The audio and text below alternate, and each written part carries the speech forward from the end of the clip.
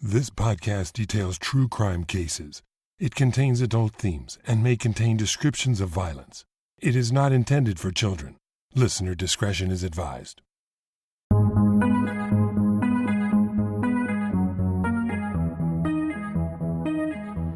Thank you for joining me for today's episode of Once Upon a Crime. We're in the series Last Dance, where I share stories of crimes that were committed on prom night. This is the second part of a two-part episode. If you haven't yet listened to part 1 of the Pelley Murders, you should go to episode 168 and listen to that first. We left off where Jeff Pelley, suspected of killing his family for 13 years, but with not enough evidence to bring charges against him for the crime, is arrested for the murders when a new DA decides that the circumstantial evidence is enough to bring Pelley to trial. This is part 2 of the Pelley Murders.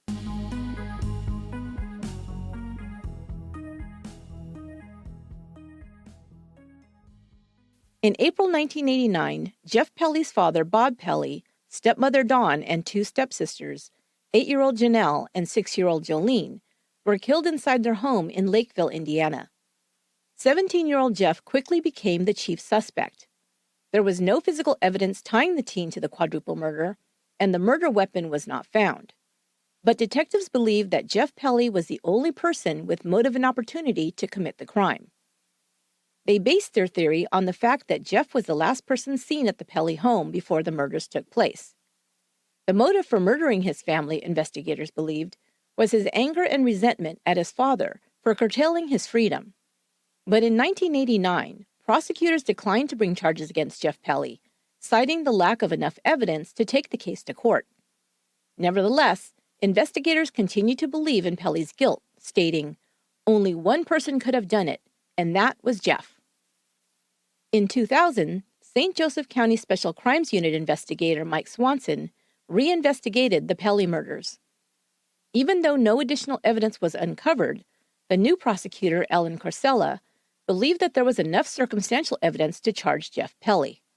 A warrant was issued for his arrest, and on August 10, 2002, he was arrested for the 13-year-old murder.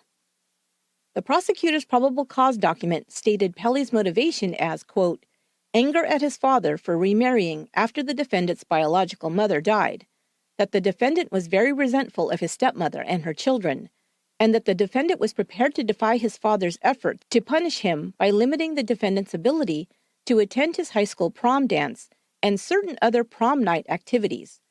Jeff harbored a strong dislike of his stepmother and resentment towards his father. Jeff Pelley spent 10 months in jail in South Bend, Indiana, while the prosecutor's office and Pelley's attorney fought over what could be allowed into trial as evidence. Finally, in May 2003, Pelley was released on his own recognizance and returned home to his family in Florida. On July 10, 2006, 3 years after Jeff Pelley was charged and 17 years after the murders occurred, his trial finally began. Chief Deputy Prosecutor Frank Schaefer laid out the state's case. Jeff Pelley had been angry with his father for grounding him from attending the prom. Several witnesses would testify that Bob told them Jeff would, under no circumstances, be allowed to drive his car to the prom. According to the prosecution, the timeline would show that the Pelleys were alive at 4:45 p.m. on April 29, 1989, and only Jeff was home with the family until about 5:10 or 5:15 p.m., when Matt Miller testified seeing Jeff's car still parked in front of the parsonage. Another witness would testify that she'd dropped by the Pelleys' home that Saturday night between 5:30 and 6 p.m. She'd knocked on the door, but no one had answered. All the blinds were drawn and the curtains shut. This, according to the prosecutor, was proof positive that the family had been killed before 5:30, which, in their minds, meant that only Jeff could have been the murderer. But the one big problem the state had was that the time of death of the 4 victims could only be guessed at, since no one had determined body temperatures, recorded lividity, or had taken any other measures to pinpoint the time frame in which the murders had occurred. Since the victims weren't discovered until Sunday morning, the defense would say that the murders could have taken place much later Saturday evening or even Sunday morning, making it impossible for Jeff to be the killer. For the prosecution's timeline to work, the murders had to have happened no more than 10 minutes before or after 5 p.m. To counter this, the defense brought in evidence to show that the murders may have occurred as late as Sunday morning. They pointed to things found at the crime scene that would indicate this. First, much was discussed about a cereal bowl and a spoon found on a table. Next to it was a little girl's white dress sock, a fancier type said to be worn by the girls for church.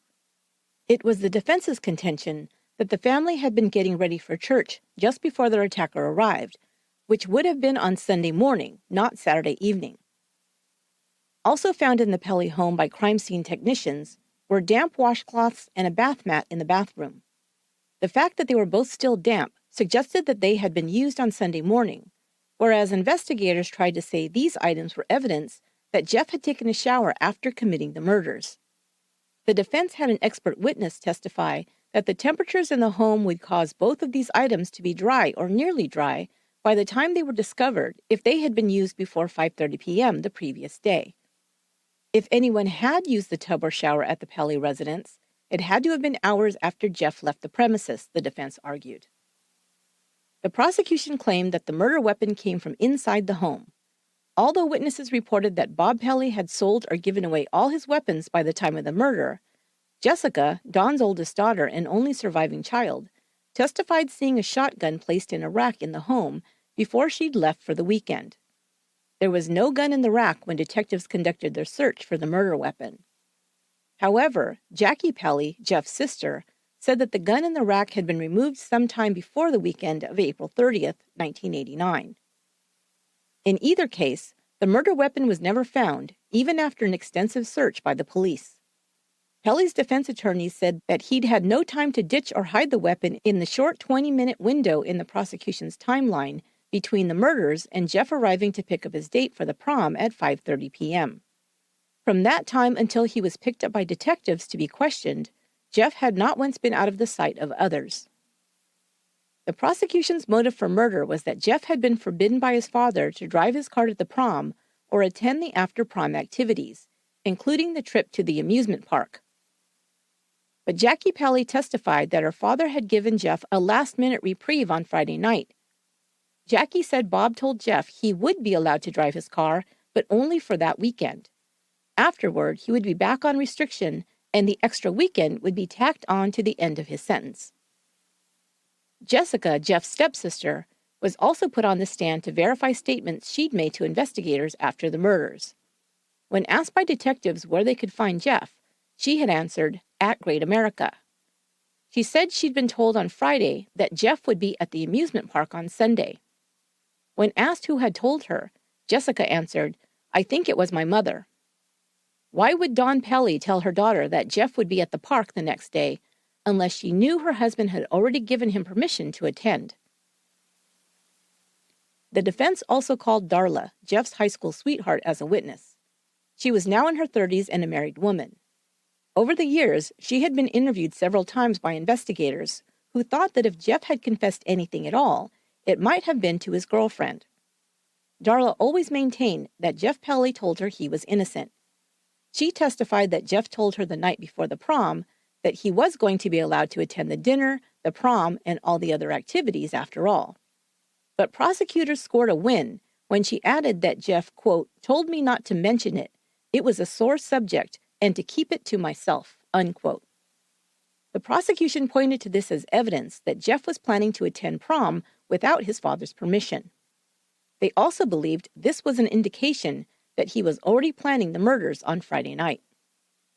However, under cross-examination, Darla added that Jeff told her during the week leading up to the prom that Bob had been easing up on his restriction as they got closer to the weekend.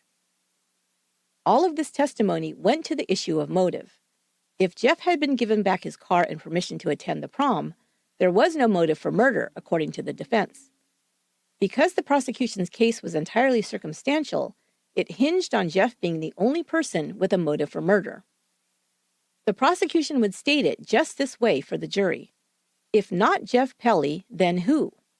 Who other than his teenage son had a motive to murder the Reverend Bob Pelley, his young wife, and two little stepdaughters?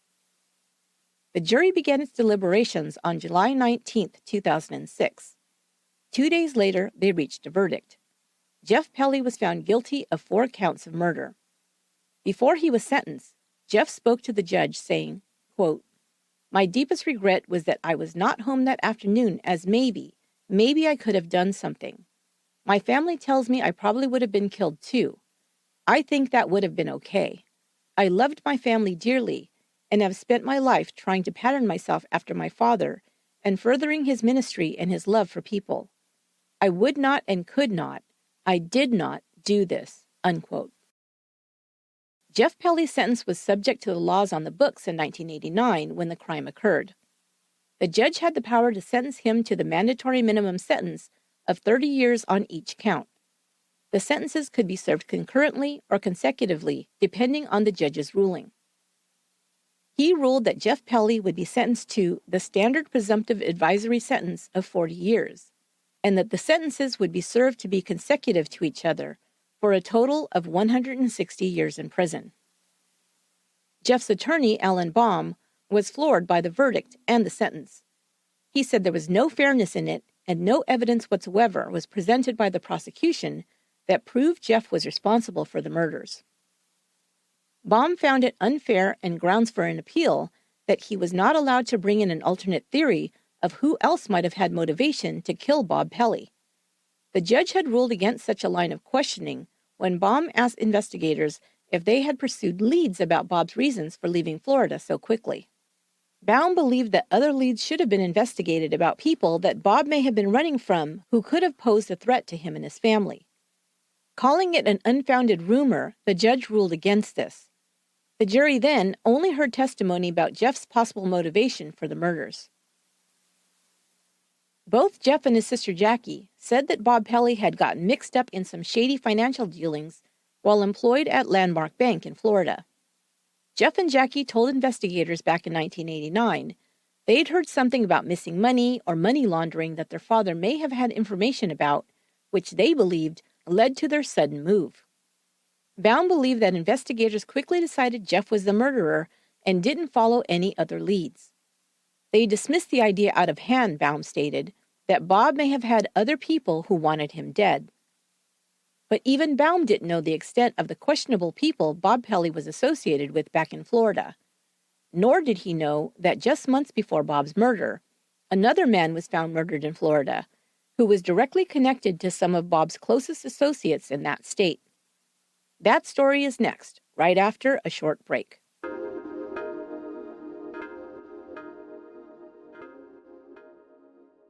I spend so much of my time writing and researching true crime stories, but sometimes I need a little bit of a break.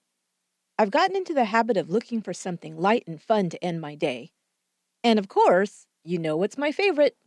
Best Fiends. Best Fiends is a challenging casual puzzle game that anyone can play. One of the things I love about Best Fiends is that the game is constantly being updated with more cute characters to collect and play. For Mother's Day, they added a bunch of cute little baby bugs, and now Best Fiends is featuring the Memorial Day Parade. The frequent updates keep me engaged and never bored. Engage your brain with fun puzzles and collect tons of cute characters. Trust me, with over 100 million downloads, this 5-star rated mobile puzzle game is a must-play. Download Best Fiends free on your tablet, phone, or wherever you play. It can be played while off Wi-Fi, so you can play anytime and anywhere. Download Best Fiends on the Apple App Store or Google Play. That's Best Fiends, friends without the R. Best Fiends. This episode is also brought to you by Hask. Hask hair care products are used on more Hollywood film and TV sets than any other hair care brand. That's because they offer good-for-you formulas that won't break the bank. Their shampoos, conditioners, deep conditioners, shine oils, and dry shampoos are designed to treat and repair all hair types. Hask's 5-in-1 leave-in conditioning sprays are one of my favorite Hask products. They treat dryness and damage from blow-drying, straightening, the environment, and other factors that can deplete your hair. Available in argan, coconut, and tea tree, each of Hask's leave-in conditioning sprays deliver 5 benefits in one lightweight spray: smoothing, providing thermal protection, hydrating, detangling to prevent breakage, and boosting shine. I love them, and I use them every time I wash my hair. And if you dye your hair like I do, this collection can also make your hair color stay vibrant and last longer, as Hask's leave-in sprays add an extra layer of defense from heat while styling. I've been using my Hask hair care products for a while now, and I can see a big difference in the look and health of my hair.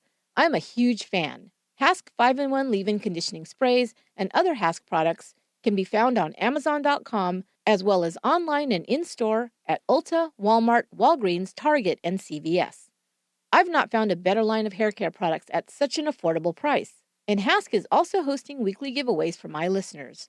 For your chance to win a $100 prize pack filled with Hask shampoos, conditioners, dry shampoos, leave-in sprays, and more, go to haskbeauty.com/once. That's haskbeauty.com/once.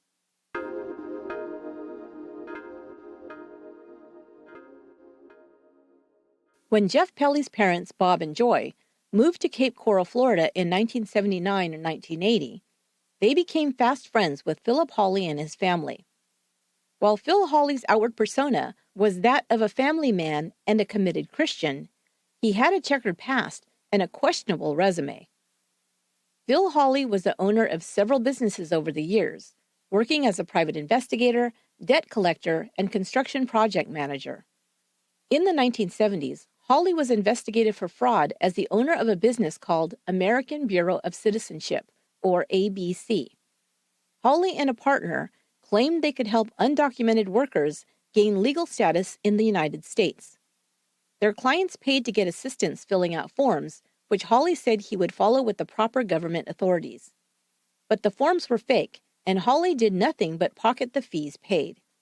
He may have done even worse, as he was suspected of turning his clients into immigration authorities himself. The Florida bar also began an investigation into Phil Hawley to determine if he was providing legal advice without the proper license. In 1979, he agreed to shut down the company, and the matter was then dropped. At about the same time, the Pelleys moved to Cape Coral. Jeff attended school with some of the Hawley boys. Phil and his wife Linda had 4 sons: Paul, Danny, David, and Martin. Martin was closest in age to Jeff Pelley, who was just a year older. The Pelleys often spent time with the Hawleys at their Fort Myers home. Bob Pelley and Phil Hawley became especially close. Bob Pelley married Dawn Huber in 1985, just a few months after Joy Pelley died of breast cancer. Dawn and her 3 girls moved to Florida, where Bob continued to work for Landmark Bank, until one night in the fall of 1986, when Bob was called to the bank headquarters in Fort Myers. According to Jackie Pelley, the very next day, the Pelleys left Florida for good, settling in Lakeville, Indiana. The summer after the Pelleys moved away, Phil Hawley went into business with a man named C. Eric Dawson. Dawson himself was a con man and a fraudster, and the story of 2 shady characters like Phil Hawley and Eric Dawson going into business together would be a comedy if the ending had not turned so very dark. In 1991, journalist Peter Franceschina, writing for the Fort Myers News Press, reported in depth on the trail of fraud and deception that played out between Dawson and Hawley and ended in Dawson's body being found in a shallow grave on a plot of undeveloped property in Fort Myers. Dawson, originally from Michigan, aspired to get rich in Florida's fast-growing communities in the 1990s by developing land in and around Fort Myers. His first deal went bust when he assumed a $4 million mortgage on a struggling motor inn, hoping to partner with investors to turn it around for a profit. When he couldn't make the mortgage payment and the interest payments came due, he was forced to file for bankruptcy. He continued to invest in property using false bank statements to secure credit. Dawson repeatedly walked away from these deals, never making good on the loans. To raise more cash, Dawson next tried his hand at selling securities. In this, he was also not successful. He had judgments filed against him, which led to the Dawsons' home and vehicles being repossessed. He was also fined $30,000 by the National Association of Securities Dealers and had his broker's license revoked. Undeterred, Dawson continued to come up with new and more inventive ways to make easy money. One of his scams was particularly vile. Posing as a good Christian man, Dawson duped 2 90-year-old sisters out of their $1 million trust fund. The women, who lived in a church-based retirement community, were approached by Dawson and manipulated into believing that he would invest their money and use the interest to fund Christian missionary work. Soon, he had gained power of attorney and stolen their entire trust fund out from under them. Most of Dawson's schemes in Florida involved duping people into believing he was an honorable Christian man, but when it came time to do what Jesus would do, Dawson was nowhere to be found. Dawson's biggest land development deal was a project he called Family Land. Dawson told potential investors that he was building Family Land as a Christian community. A new church would be built, community centers, parks, and Family Land would even provide its own schools where children could receive a quality Christian education. Dawson's pitch was that by investing in Family Land, investors would be serving God. He often sought out investors at the church he and his family were attending. Meanwhile, Dawson was purchasing property on credit and spending lavishly on his investors' money. Even though Dawson was receiving hundreds of thousands of dollars from investors, he was always in debt. When his employees saw that his expenses far outweighed his assets and brought it to his attention, Dawson appeared to be unruffled, saying he already had several judgments against him and wasn't worried. Apparently, he'd learned to fleece his investors, keep cash on hand. Some who worked for him recalled seeing tens of thousands of dollars in cash that Dawson kept in a box, and then plead poverty and walk away from his debts by filing for bankruptcy. He'd then start all over again with another round of gullible people. But in 1987, Dawson's world collided with Philip Hawley's. A debt collection company, the Credit Bureau of Fort Myers, was owned by Philip Hawley's sons, David and Danny Hawley. One of Dawson's investors threatened to report him to the IRS. He owed the man $40,000, and to get him off his back, Dawson began working with Hawley's credit bureau to make payments on the debt. There, Dawson met Philip Hawley. Hawley had become a wealthy man. His private detective agency work had branched out into other lucrative businesses, including debt collection and auto repossession. With these profits, he purchased several properties, including apartment buildings in the Fort Myers area. In 1988, Hawley claimed to be worth over $12 million. If you can believe it, Dawson approached Hawley to offer him an opportunity to invest in a sure thing. Dawson said he had snatched up some prime real estate, including a beach condominium project in Fort Myers and 71 acres of land where an exclusive residential community was being built. The beach condo project alone, Dawson claimed, would provide a financial return of over 2.5 times the investment. But of course, Dawson admitted to Phil Hawley, his credit was shot and he needed a cash infusion to bring the project to completion. He talked Hawley into investing almost $1 million of his own capital and co-signing loans for Dawson, according to Franceschina's reporting. Dawson also promised Hawley his construction business would be awarded some of the building contracts. To sweeten the deal even more, he promised to throw in one of the beach condo units once the project was completed. Now, this is weird. Hawley knew enough about Dawson's financial dealings to know getting into business with him was risky. Hawley had also been a scammer himself in the past and had now gone legit, it seems. Perhaps he was still drawn to the idea of easy money and a fast return on his investment, something Dawson always promised. In any case, Hawley, according to Franceschina, mortgaged the family's credit bureaus for $250,000. He and his sons also mortgaged other properties. In the end, Hawley claimed to have invested approximately $2 million in Dawson's projects. Well, you have to know that things weren't going to end well. Dawson kept racking up debt and the loans were coming due. The project stalled with no units being completed, no one getting paid, and investors losing money. No one more so than the Hawleys. Then in September of 1988, Dawson left his home to meet with a potential investor and check on his property in Estero, where the Family Land project was slated to be built. After that, Dawson disappeared. His car was found in the parking lot of the Southwest Florida Regional Airport. Had Dawson fled from his failed projects and the millions he owed in loans and unpaid mortgage bills? Would he leave his wife and 3 children in the lurch to save his own skin? Some speculated he might. But 3 months later, hunters found Dawson's body on the wooded property he was developing in Estero. He had been shot in the back of the head, and his body was buried in a shallow grave that had been covered over with concrete. The gases from the decomposing body caused the concrete to crack. Wild hogs had rooted around the grave, and some of the bones were found protruding from it by the hunters.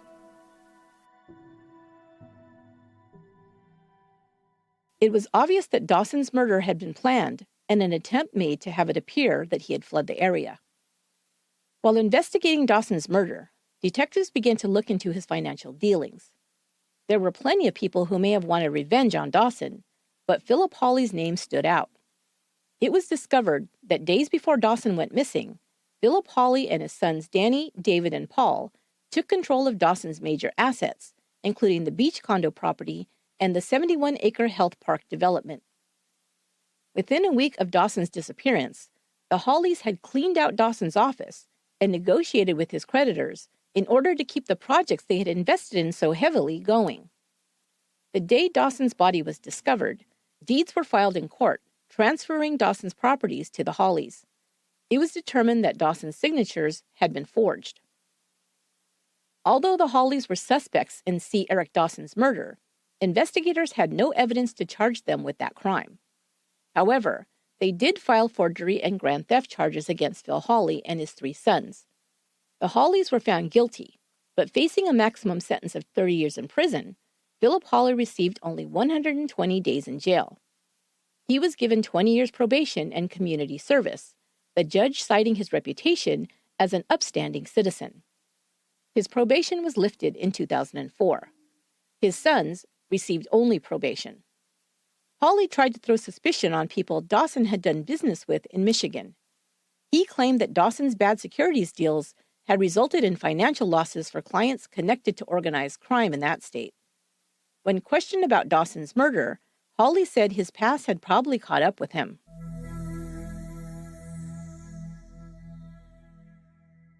Okay, so I know what you're thinking. That's an interesting story, Esther, but what does it have to do with the Pelley murders? Well, here's one interesting detail.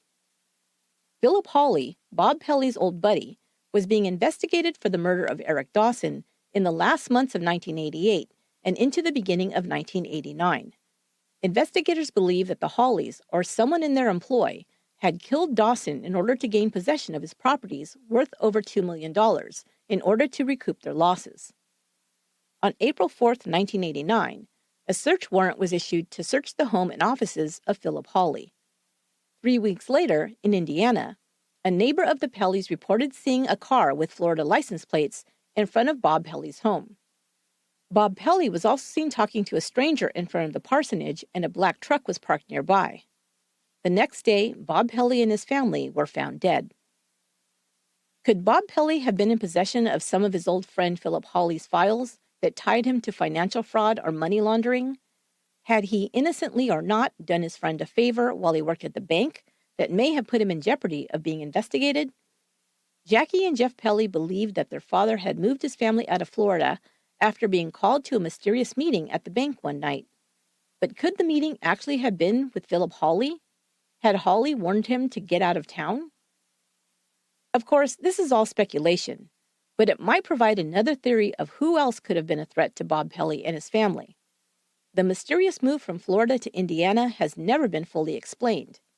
Add that to Philip Hawley's history of financial fraud, and we have to consider the possibility that Bob Pelley had knowledge of some illegal activities involving his friend or someone he was connected with. It's possible, like Jackie Pelley always believed, that this is what got her father killed.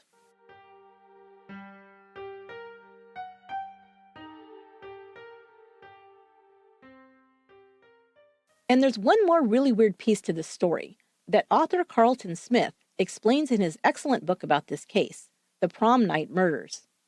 In 1976, a car was found submerged in the shallow waters off the causeway near Florida's Sanibel Island. The car was pulled out, but no body was found. Had the driver been pulled out by the currents or by sharks?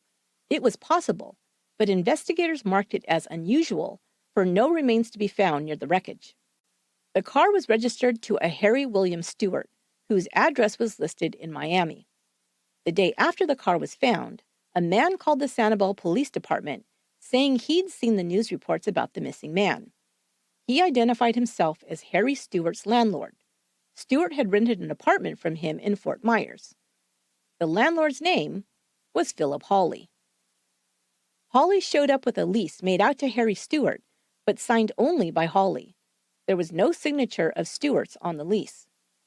The detective who met Hawley thought this odd. He asked to see the apartment Stewart had leased. Lots of unopened mail and mice droppings in the kitchen made the detective suspect that Stewart had not lived in the apartment for some time. He wondered if he'd ever lived there. Then insurance investigators began looking into the case. 3 separate insurance policies covering Stewart had been taken out, one with a double indemnity clause should Stewart's demise be caused by an accident. Without a body, they were investigating the claim. And the name of the beneficiary seeking to collect payouts totaling over $86,000?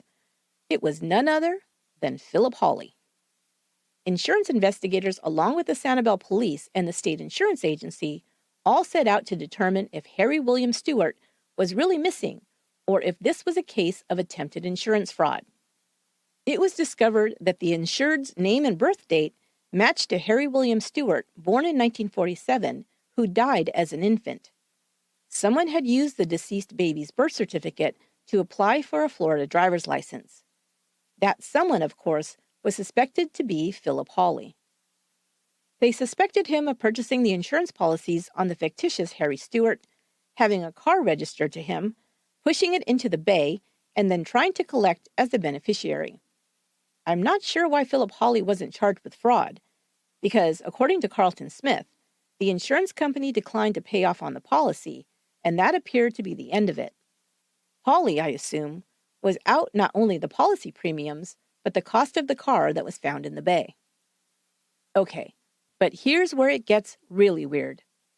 In June of 1976, 4 months after the car was found in the bay, someone using the name Harry W. Stewart with the same address listed on the car registration applied for a U.S. passport in Miami. The birth date also matched the birth certificate for the infant born in 1947. But this time, because a picture was required for the passport application, a photo had been taken of the person pretending to be Harry Stewart. In 2008, Carlton Smith showed this photograph to Sergeant Mike Bowditch from St. Joseph County, who'd investigated the Pelley murders, and Mark Center from the Indiana State Police, who not only investigated the case, but knew Bob Pelley personally. Upon seeing the photo of Harry Stewart, taken in 1976, they both identified the man as Bob Pelley. What? Did I just blow your mind? Okay, now think about this. The passport photo, based on the false identification created by Philip Hawley, was taken months after the sunken car was found. Why would someone who was supposed to be missing and presumed drowned be applying for a passport? Now, this is just my own theory, but go with me for a minute.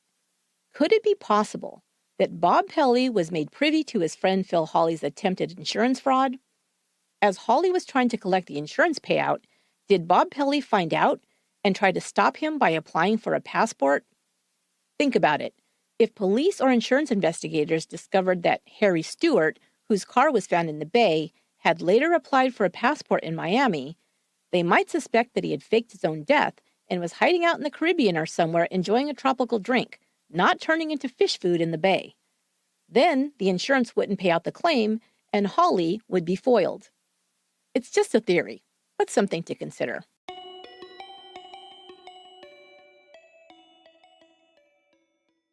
But there's one catch to this whole Bob Pelley is Harry Stewart story. First of all, Jackie Pelley also saw the passport photo and said it wasn't her dad. Second, the car in the bay/insurance fraud operation took place in 1976, a full 3 years or more before Bob Pelley moved from Ohio to Florida. Even so, it sure is a very odd coincidence that Bob Pelley and Phil Hawley became friends immediately after the Pelleys showed up in town. Bob Pelley may have had more secrets in his past than we'll ever know. That's all I'm saying.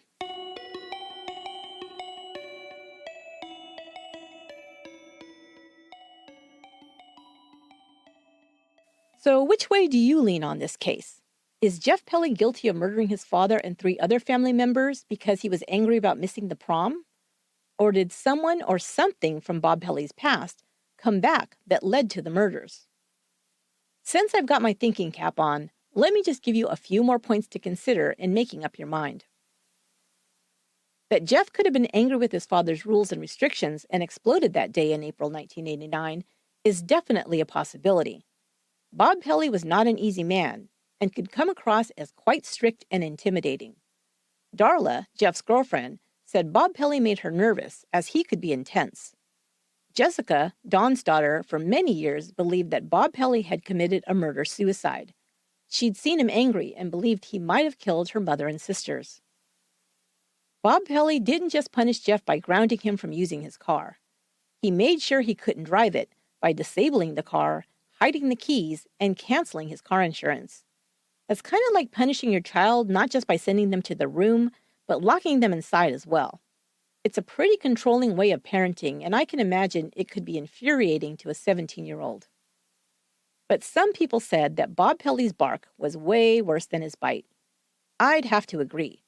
He talked tough, but when push came to shove, he did whatever he could to save Jeff from the most serious consequences. For example, when Jeff was caught stealing more than once, Bob intervened to save Jeff from being criminally prosecuted by talking to the victims and offering to have Jeff make restitution instead. However, Bob liked to appear to others like he was a strict disciplinarian.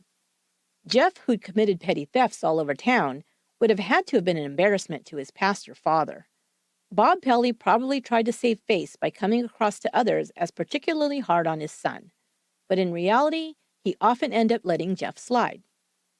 I think this is why so many of Bob's church members reported that they knew for certain Jeff was grounded that weekend. After hearing this from several people, the police instantly believed Jeff was lying when he told them his father had changed his mind and let him off restriction to attend the prom.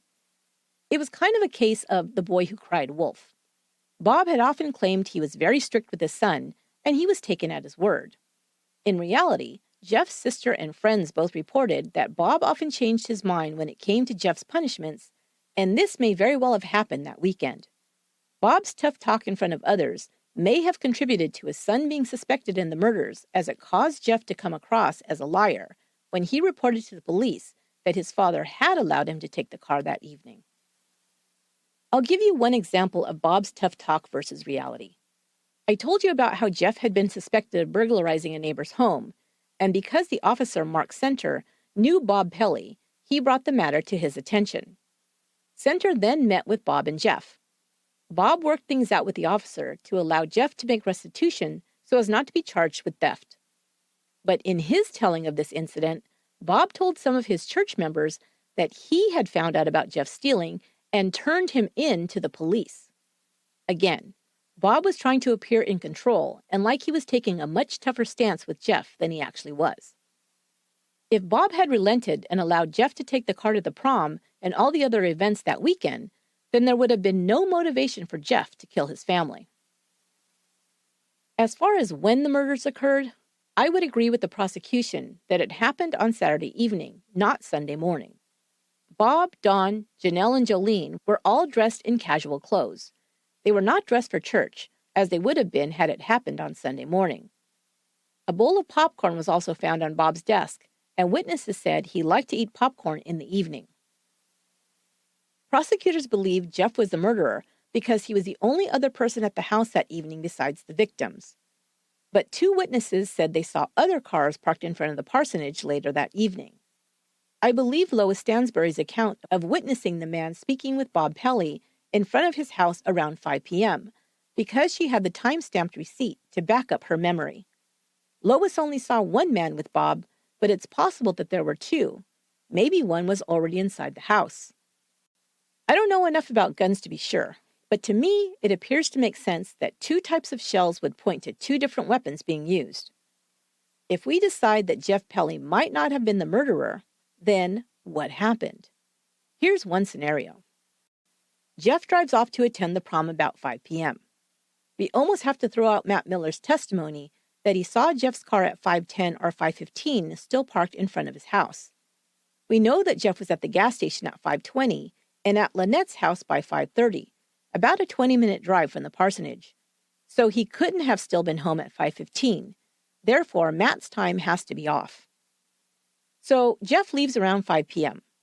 Someone, perhaps waiting for the only other male in the house to leave, then drives up to the parsonage where Bob is still outside. This is the man with the black truck, seen by Lois Stansbury. The next thing we know from witnesses is that the blinds and drapes are closed in the parsonage and no one answered a knock at the door. Crystal Easterday stopped by about 5:45 p.m. To the prosecution, this meant that the Pelleys were already dead by that time, killed by Jeff. But what if the man in the black truck had a weapon and threatened Bob Pelley, forcing him into the house? He may have had an accomplice with him, or perhaps someone who came later. In either case, once they got Bob inside, they threatened his family if he didn't comply with their demands. Then the blinds were drawn and the doors locked. And their vehicle? Well, several witnesses on Saturday evening and on Sunday morning observed that the Pelleys' garage roll-up door was closed. Many reported finding this odd. The Pelleys' garage door was always open.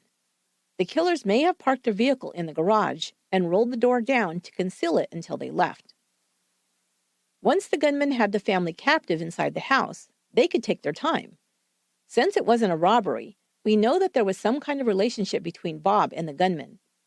If they were somehow connected to the bank issue in Florida, perhaps they believed Bob had some incriminating information he'd brought with him when he moved to Indiana.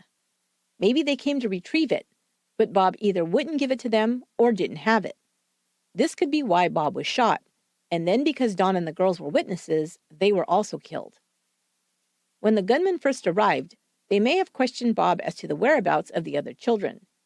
Knowing they weren't expected back that night, the murderers could have then taken their time cleaning up the crime scene, washing off in the bathroom, and removing all the evidence, including picking up all the shell casings and wiping down any fingerprints.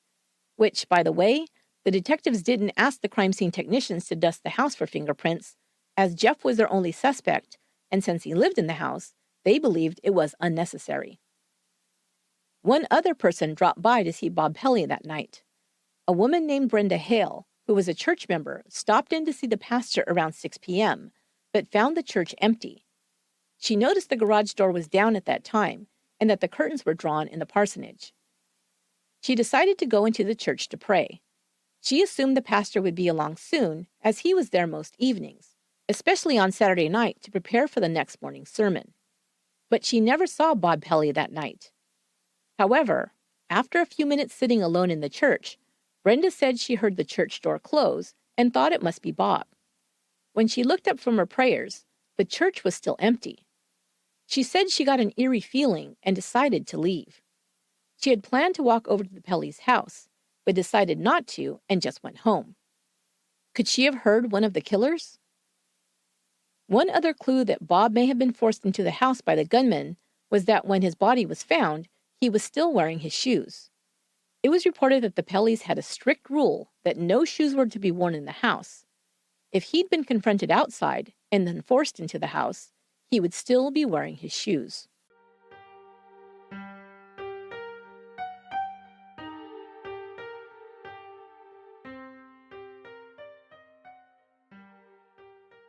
Jeff Pelley's attorneys appealed his sentence, arguing the evidence presented by the prosecution was insufficient to warrant a conviction.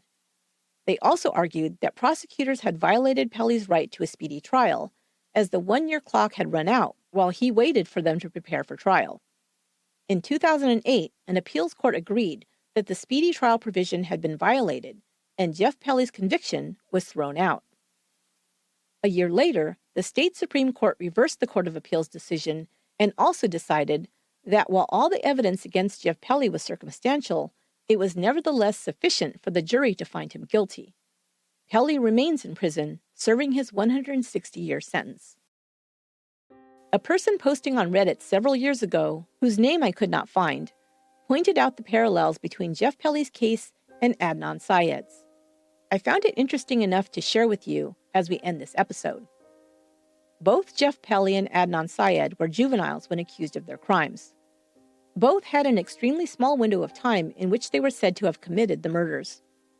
Both had absolutely no physical or forensic evidence connecting them to the crime. Both outwardly exhibited normal behavior immediately before and after the crimes for which they were accused. Both had no behavioral or criminal record of note before being accused of murder. Jeff Pelley was accused of some petty theft, but no violent offenses. Both continue to this day to insist on their innocence.